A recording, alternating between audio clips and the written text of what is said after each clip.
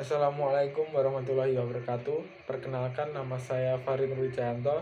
Saya mahasiswa Poltekkes Kemenkes Surakarta, Prodi D3 Fisioterapi kelas 1B. Saya akan menjelaskan tentang tulang dada atau osternum. Tulang dada sendiri adalah tulang yang bentuknya memanjang dan berada di bagian medial tubuh kita.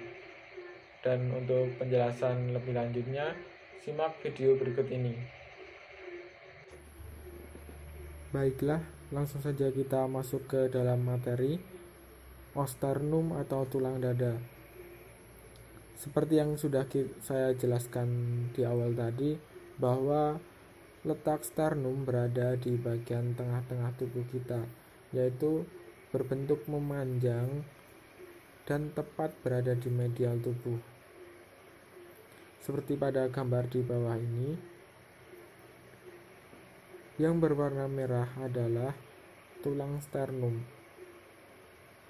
Terlihat memanjang dan tepat berada di bagian medial tubuh. Kemudian, sternum terhubung dengan rib atau tulang-tulang rusuk.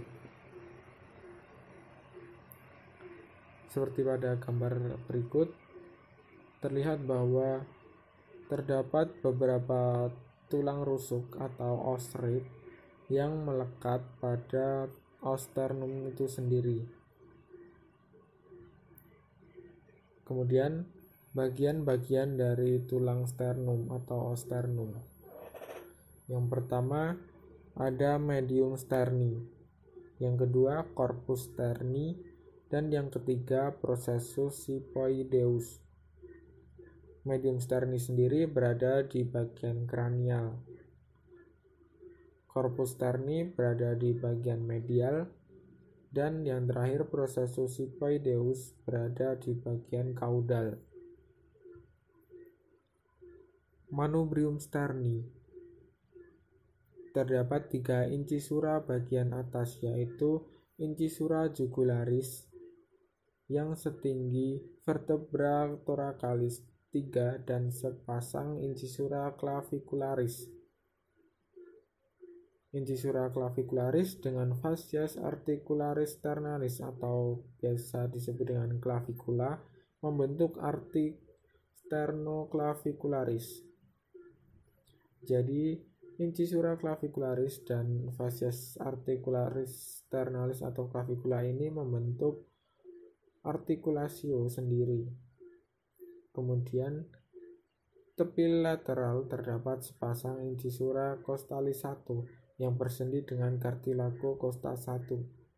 Di sebelah distal terdapat setengah incisura dari manubrium sterni yang bersama setengah incisura bawahnya, yaitu corpus sterni, membentuk incisura costalis 2 yang bersendi dengan cartilago costa 2. Mari kita lihat gambar berikut agar lebih memperjelas. Manubrium sterni. Manubrium sterni berada di bagian kranial. Terdapat 3 incisura bagian atas, yaitu incisura jugularis di bagian middle atau di bagian tengah yang setinggi vertebra thoracalis 3. Ini di sini. Dan juga ada sepasang incisura clavicularis di lateral kranial di tepi bagian atas. Di incisura clavicularis ini akan terdapat artik sternoclavicularis, yaitu persendian yang terbentuk dari incisura clavicularis dengan fascias articularis sternalis atau clavicula di sini di bagian kanan dan juga di bagian kiri. Lalu di tepi lateral terdapat sepasang incisura costalis 1 yang bersendi dengan cartilago costa 1. Di sebelah distal terdapat setengah incisura dari manubrium sterni dan juga setengah incisura bawahnya, yaitu dari corpus sterni, membentuk incisura costalis 2 yang bersendi dengan cartilago costa 2. Kemudian corpus sterni. Batas antara manubrium sterni dengan corpus sterni bagian anterior disebut dengan angulus sterni. Terdapat dua fasies, yaitu planum sternal di anterior dan fasies posterior. Planum sternal mempunyai 4 garis melintang bekas penyatuan ruas sternum yang disebut sternebra. Bagian lateral terdapat incisura. Bagian teratas terdapat setengah incisura dan 5 incisura berikutnya ke inferior atau ke bawah, di mana kelima incisura tersebut tempat melekatnya di costa 3 sampai dengan costa 7. Mari kita lihat gambar berikut ini agar lebih memperjelas lagi. Corpus sterni tadi berada di bagian medial. Ya, berada di bagian tengah. Seperti pada gambar berikut ini.